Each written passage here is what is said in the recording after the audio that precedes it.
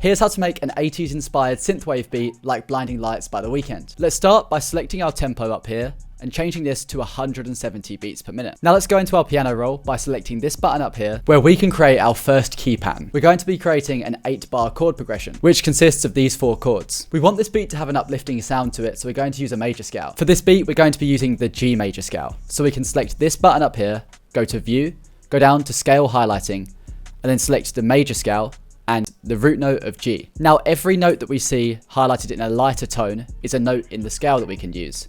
These darker notes we can't use because they're outside of the scale. For the sound we want to use, we want to take some form of key preset. I've chosen this sound from Analog Lab, but you can use any key preset. I'll show you how this sounds before I break down how I chose this chord progression.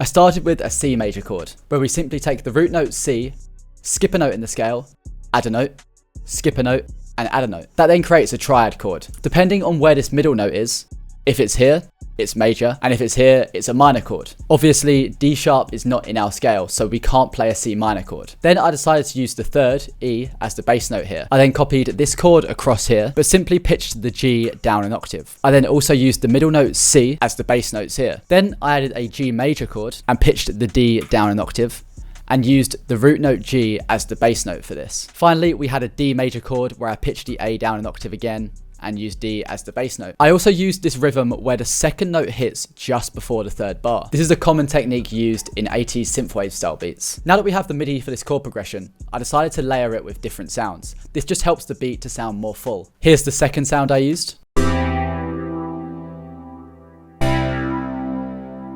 And the third sound.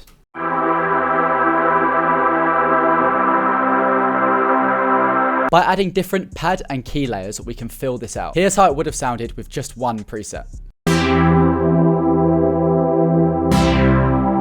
And here's how it sounds with all 3.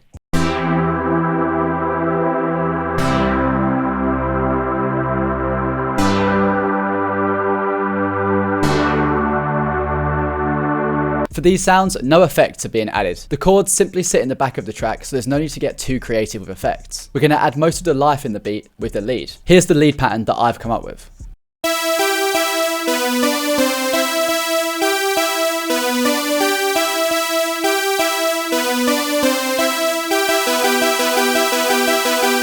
For this sound, I used the saw lead inside of Grain X4. This is a plugin that I spent the last year creating. It has over 400 different presets inside. Some of these are single sample presets, and some are multi-sample presets, which use the glitch and morph functionality to create dope, grainy glitch effects. The plugin also has a ton of sounds from famous tracks, from songs by Playboi Carti, Travis Scott, to artists like Lady Gaga. This plugin is currently 50% off and linked in the description of this video. I use it in pretty much all of my beats. We can then route this to a mixer track by selecting this here and dragging up and sending it to a new mixer track. Here we can add a ton of effects. I decided to use this thermal preset and this other thermal preset. Thermal is a distortion plugin which helps make the lead sound thick and gritty. We can then add a simple delay and reverb. Here's how this will sound with effects on.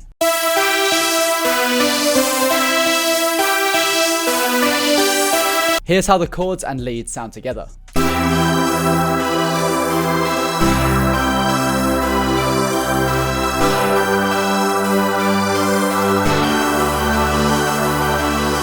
You'll notice that this is missing a ton of low end, so we need to add a bass line. I used this Reese or sub bass preset again from Grain X4. I then sent it to a mixer track and added this thermal preset and a low pass EQ to cut out some of the high end that the distortion introduced. Here's how this sounds.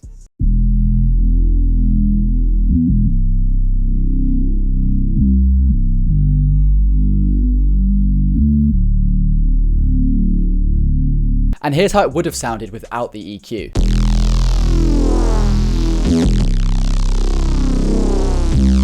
So you can see why we need this EQ, so that the bassline frequencies aren't clashing with the chords and the melody. Now it's time for arguably the most important section of the beat. Typically I'd create my drums inside the channel rack or inside the piano roll, but I prefer to put them inside of the playlist so you can see the waveforms and visualize how they work together. We have this really simple kick pattern,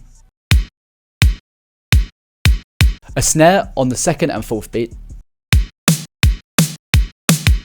One thing I love doing for my drums is shortening them so that they sound tight. I then added a 2-step hi-hat, And finally, these percussion sounds at the end of the loop. Here's how the drums sound altogether.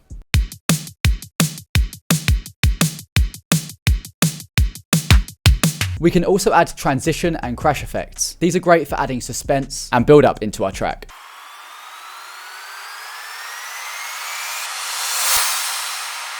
For all of these sounds, I typically use Splice, as there's a ton of great options on there. Now we need to structure the track. We want to have a hook section, an intro section, and also a verse. These type of beats are fairly simple when it comes to the structure. You want all of the elements of the track playing in the hook. The same for the intro, where we'll use a filter to subtly introduce these into the track. And for the verse, we'll take out the lead, so it's just the chords playing. But you'll notice that we have this pattern here. This is exactly the same notes as the chords, but I've arpeggiated them. This means to play the notes one by one rather than together. I've literally used Serum just to create a sine lead for this.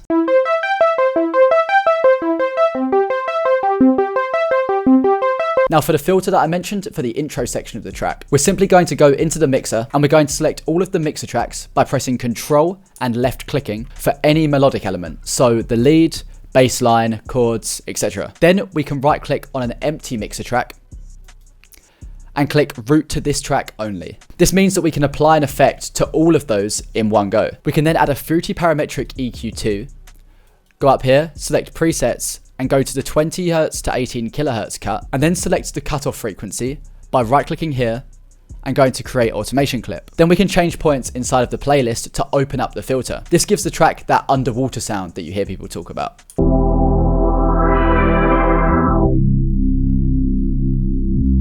Now, since we've been leveling our sounds as we go, we don't really need to do much mixing. However, I always throw an Ozone 11 on the master track. This isn't completely necessary at all, and for beats, you don't really need to master your tracks. But I do this to make the beats sound as loud and crisp as possible. Anyway, here's how the final beat sounds all together.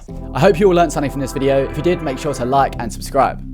If you guys want access to all of the presets used in this video, plus 400 more, then make sure to check out GrainX4 using the link in the description.